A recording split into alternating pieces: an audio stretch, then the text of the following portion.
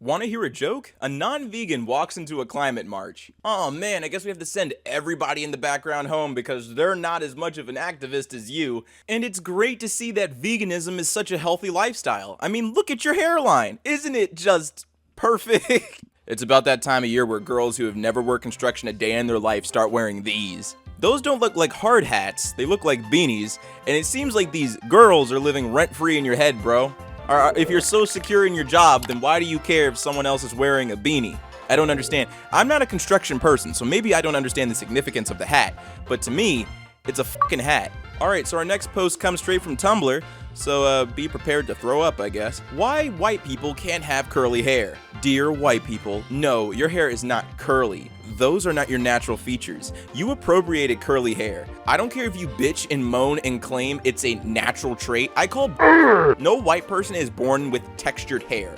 No, it's a scientific fact that who are people naturally have straight hair. So shove it up your— Whoa! Look, I get it. I understand that maybe you've encountered somebody who's white and has better hair than you, and you're mad about that, and you want to just make a racial statement on Tumblr because Tumblr will let you get away with that. But let's be real here. There are white people with curly hair. That exists because humans are diverse and genetics are weird like that. But hey, who do I know? Maybe I'm a retard. I might not know anything, but I do understand that being hair racist is even more retarded. So at least I'm not the dumbest person in the room. Back hurts from sitting at a desk all day? Let me put this engine down and get you a Midol. 1, it's super impractical to hold an engine like that when we have technology. Why throw at your back and give yourself a hernia just so that you can prove that you're a manly man? 2, are you gay, bro? Is that your situation? Or do you, like, have romantic feelings for men and you have to compensate for that with weird Facebook memes? Is that your situation? I could be off base. I could be off the reservation with this, but I'm certain that no dude who is comfortable in their masculinity would post something like this. Don't complain about your research project.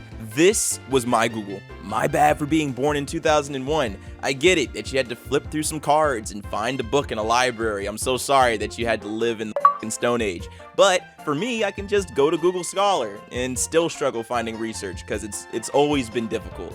It's always going to be difficult. You're not special because you're 40 years old. Uh-oh, it's a Twitter post. You already know what that means. It's about to be terrible. We cannot call biracial people black anymore. That ends in 2021. You cannot be black when you have a whole non-black parent. It's violent erasure at this point. There is something beguiling about someone using grammar that is woke, like violent erasure, with racism, like pure ethnocentric racism. This dude is against miscegenation 100% and is using woke words. It's weird, and only in our time could something like that be possible.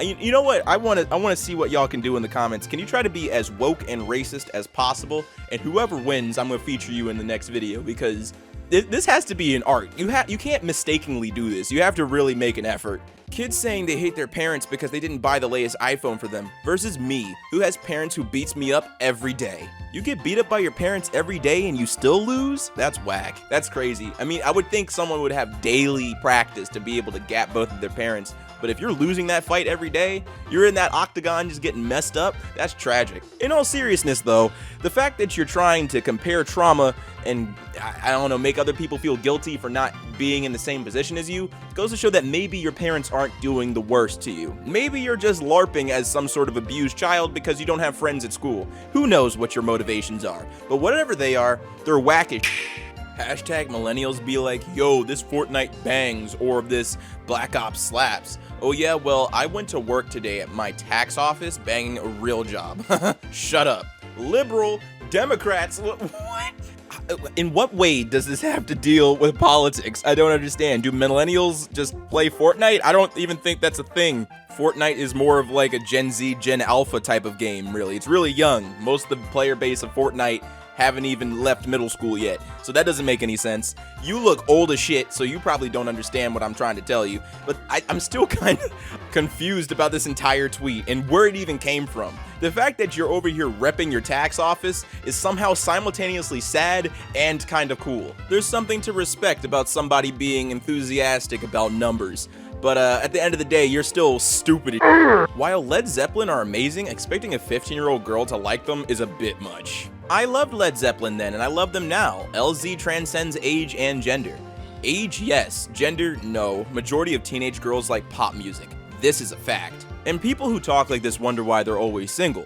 I mean, if you're really this enthusiastic about gatekeeping women out of your fandom, then you can't complain about how you're a touchless virgin. That has to be the one thing that's always confused me. These guys are thirsty for girls, and when girls are interested in the thing that they're interested in, they go out of their way to gatekeep it. It doesn't make any sense. Do you want bitches or do you not want bitches? People who read the books, people who read the books and watched the movies, people who just watch the movies. Word? How about you read yourself some bitches? How about that? Since you want to get into everybody else's face about how you read the source material, how about you get yourself a life? Contrary to popular belief, most people find out about the movie before the source material, and they usually enjoy the movie over the source material because that's the first thing that they were introduced to. Now, I will say that reading all of the books after the movies is fun, because you get to have all of the extra information that they left out. I'm happy for you, trust me, I'm being genuine, I'm happy that you're enjoying yourself, but let's be real here.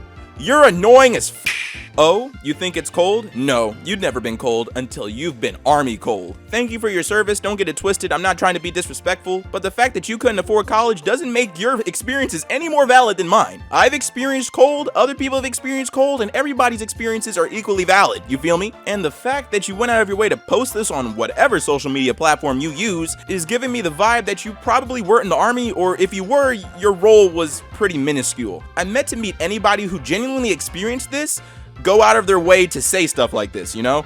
They try to actually minimize their experiences because they realize that it's so wildly different from the normal civilian experience that there's no point in bragging on it. They're not too enthusiastic to share, so hey, I could be wrong, you could be legit, but I'm just saying, this is sus. I don't know, I'm an introvert and I normally hate confrontation, but after the anguish of trying to figure out what I want to eat, if the order is wrong, they're gonna get told to make it right, expending some energy to save myself from regret later. Then, hate to break it to you, you're not truly one of us. We don't do that, ever. Like, never. What's the attraction to gatekeeping introversion? I don't understand. I don't understand why introversion online specifically has to be a VIP only group. It seems like everybody has to be this specific type of introvert in order to get some sort of validation online. It just boggles my mind that people who don't like confrontation love to go out of their way to confront those who they think aren't real introverts. Hey everybody, how many kills do you have on your main? X character is my main is just a nice way of saying I'm a sweaty nerd who found the one thing to be super duper good at instead of trying to be competent with all classes. Main ideology promotes toxicity and elitism. You lose a lot of games, don't you? You don't like the fact that you don't have a main because you're terrible with all characters. You don't like the fact that in a competitive game, people are being competitive and are playing characters that they're comfortable with and very competent at. You don't have a character that you're competent with. You're terrible with all of them. That's why you're making a big deal about being competent with all classes, even though you're not. It's kind of sad, really, because you're so in your feelings that you misuse the words toxicity and elitism. I don't even think you know what that means. Straight from r/shower thoughts, this year's graduating class has never known the joy of waking up and watching Saturday morning cartoons. Wait, what the hell are you talking about? Saturday morning cartoons are still a thing. Get out of here with this gatekeeping. There is a weird group of people out there who genuinely think that Saturday morning cartoons was only a 90s kid phenomenon, and that any other generation of children were just deprived of this gift. No, there's still Saturday morning cartoons, just not the cartoons that you grew up with. If you were not raised in New York City, then you're not from New York City. You're not a New Yorker. Being born here and then leaving at the age of 2 does not count. No, you're not a Brooklyn girl just because your mom gave birth at Kings County.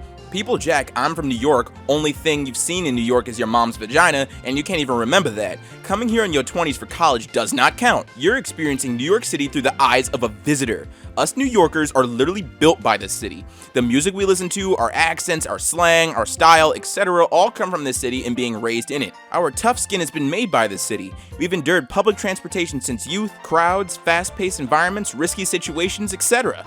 Most of us grew up in this expensive city with no money, and it's made up of true hustlers. We know how to make something out of nothing and survive on a dime. You can live in New York, but it's not the same as literally being New York. We are New York City. Please shut up. Please shut up.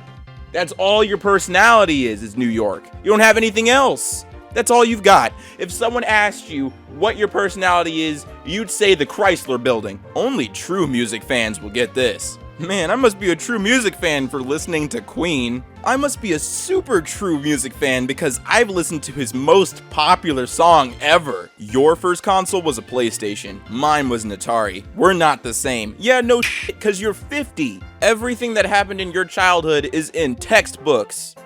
Yeah, you had a whole different experience because you were born in the past.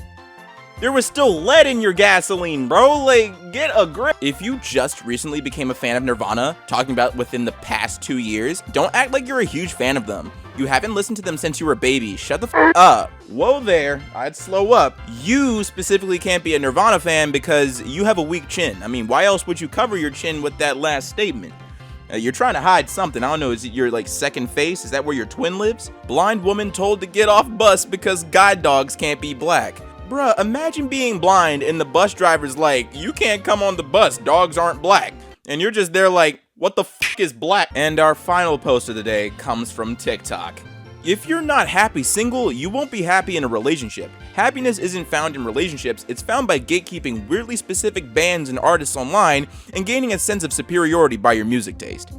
What's up everybody, it's your boy Ailurus, aka Panda Daddy, and I hope you enjoyed today's video, and if you did, let me know in the comments down below, and leave a like if you liked the video, and if you're new to my channel, go ahead and subscribe fam. What you doing watching videos and not subscribing? And if you're old, make sure you hit that bell so you get these notifications every time. Today we're gonna have 3 uploads, tomorrow we're gonna have 2 uploads, and I think another 2. There's just gonna be endless content this week, and I'm hoping that you guys are excited. I've been gone for an entire month as per usual, and I got nothing but endless great content for you guys. So yeah, as always, we gotta thank the Patreon supporters who make this stuff possible. A big thank you to Bunning Snags Are Great, Uncle Fucker, Rail Sparrow, Asleep, Queen Kajina, A Generic Fox Fur, Viva LaRue, I Didn't Bot My Viewers True, Benny's Big Bean Burrito, Knobs, Upanute, D4C, Kiri the Sloth, Lady Laughs a Lot, Swiss Patreon user, Esau, Izuku, Muffy Lou Who, Noah, Vermont, John Robinson, Eva, Catherine Taylor, Hannah, and Will Billy. Thank you so much for your support. It is greatly appreciated. And if you want to help support the channel, there's 2 links in the description, one in my merch store and one in my Patreon. Both funds go directly into the channel so we can maintain what's happening here.